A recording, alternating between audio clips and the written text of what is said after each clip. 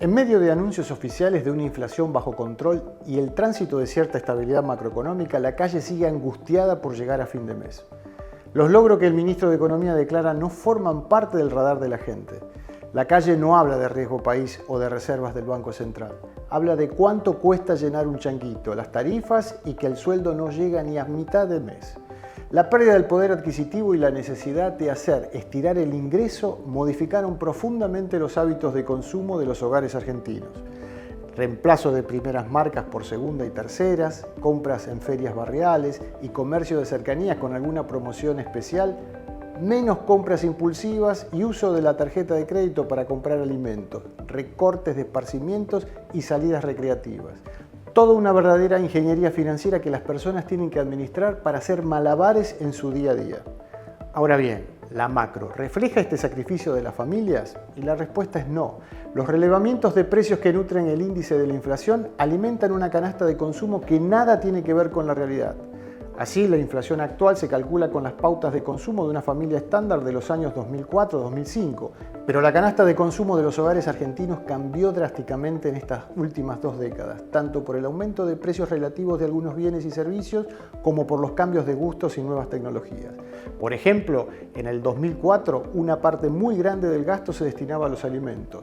La gente gastaba principalmente en comer y en cubrir necesidades básicas del hogar, parecidos al presente, pero en aquel entonces las facturas de gas, luz, agua e incluso el transporte todavía tenían un peso relativamente bajo en los salarios. Para 2016 la situación ya había cambiado. Los alimentos seguían siendo importantes, pero empezaron a pesar más la vivienda, la luz y el gas.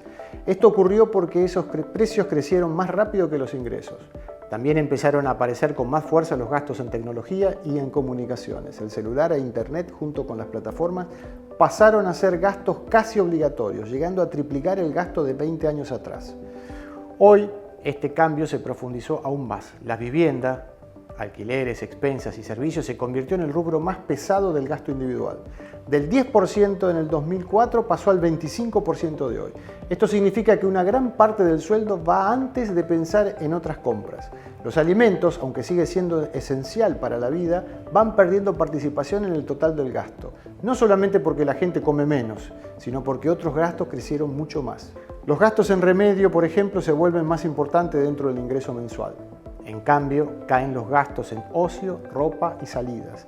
Las personas priorizan pagar el fijo antes que el consumo recreativo.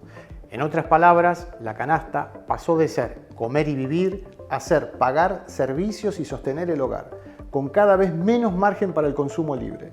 El problema se agrava cuando las jubilaciones y pensiones, los sueldos e incluso los subsidios sociales se actualizan a valores similares o inferiores de una tasa de inflación que no refleja el modo de vivir de hoy. De ahí que la brecha aumenta a través del tiempo. La inflación no solo cambia porque cambian los precios, sino también porque cambia cómo vive la gente. En el 2004 la inflación reflejaba la mesa. En el 2017 reflejaba la casa y el transporte. En el 2026 refleja el costo de vivir, tarifas, alquiler y salud. Así podríamos traducir que una inflación del 100% en el 2004 hoy representaría un 125%. En definitiva, la desaceleración de la inflación no necesariamente implica una mejora en las condiciones de vida de la población.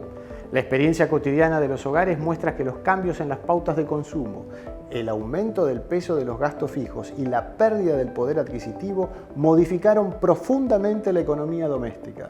En este contexto, medir la inflación con patrones de consumo desactualizados puede generar una brecha creciente entre los indicadores macroeconómicos y la percepción social. Sincerar el termómetro sería una forma de medir mejor el problema para recomponer urgentemente el bolsillo de la gente.